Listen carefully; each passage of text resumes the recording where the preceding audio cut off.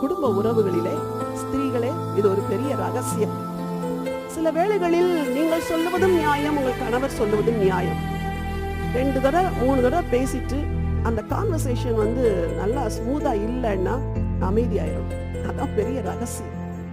இங்கே யாக்கோபு பெரிய அப்போஸ்தலன் எழுதி வச்சிருக்க, உறவுகளை கட்ட வேண்டும் என்றால் நீங்கள் கேட்கிறதற்கு தீவிரமாயிருங்கள், பேசுகிறதற்கு பொறுமையாயிருங்கள், கோபிக்கிறதற்கு தாமதமாயிருங்கள்.